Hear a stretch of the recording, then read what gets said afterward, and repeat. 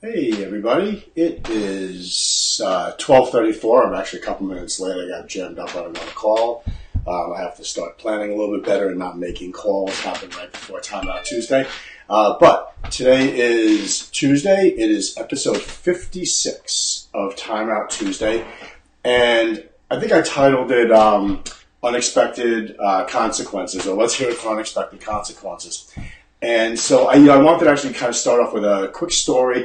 I've told the story 100 times. I might have even told it on Timeout Tuesday, but it's a story that has definitely kind of like helped set a path for me that I've stayed on for quite some time. So when I was in college, during my college graduation, actually, Andy Rooney, who was on 60 Minutes for 100 years and an author, a veteran, I believe from World War II, but possibly Korea or maybe both.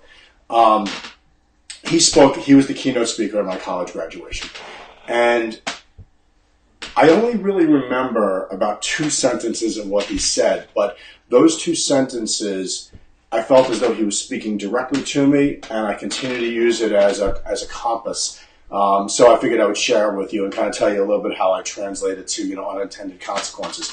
So one of the things that he said towards the end of his speech was that, many of us were going to be embarking on our careers. We were going to seek out to find ourselves a job, and we were going to try to make a lot of money and, all the stuff that most people do when they're getting ready to get out of college. And he said, the one thing that he would caution us, though, is that before we seek out to go make a lot of money, he said, go find something that you really are good at, that you really enjoy doing, and pursue that as your career.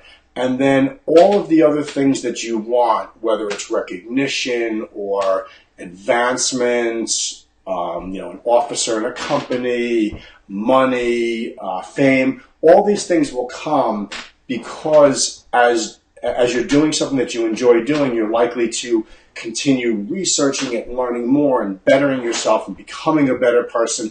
And by becoming better at what you're doing, there's going to be advancement and there's going to be more money, and then you'll continue to get better at it, and so on and so forth.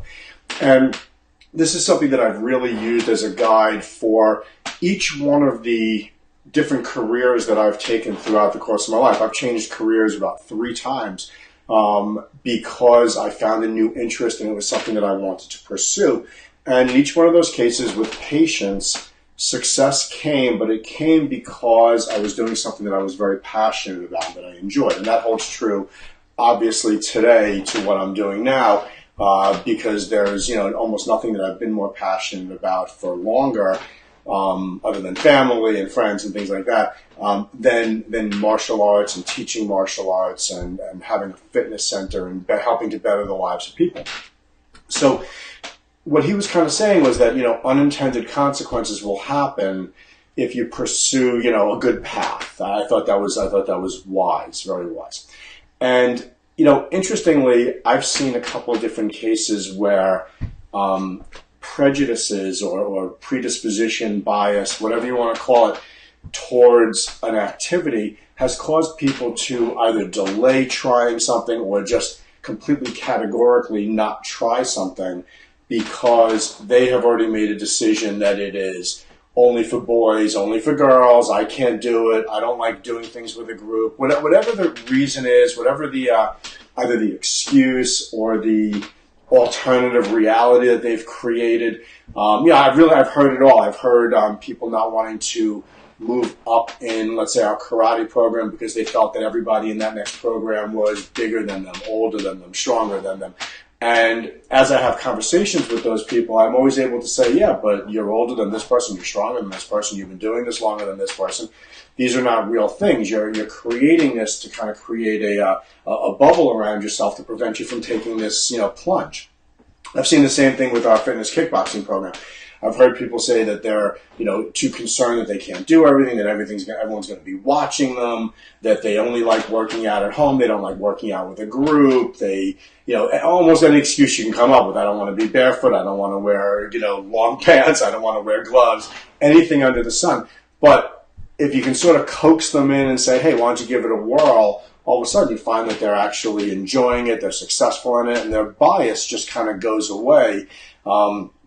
And I was actually talking to two of our students recently. Both of them are young girls, and both of them I had a recollection that when I first met them, they were really being pressured by parents to take karate classes. They really didn't want to do it. And I remember in their first class, you could see it in their eyes. They were just not where they wanted to be. This was not what they thought they should be doing.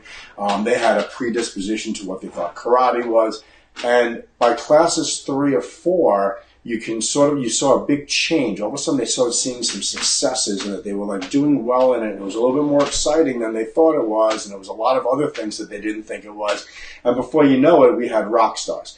And so, anyway, that's really the whole point of this Time Out Tuesday today, is to kind of encourage people to give a lot of thought to their biases, and if they're really rooted in reality, before you make decisions based on them.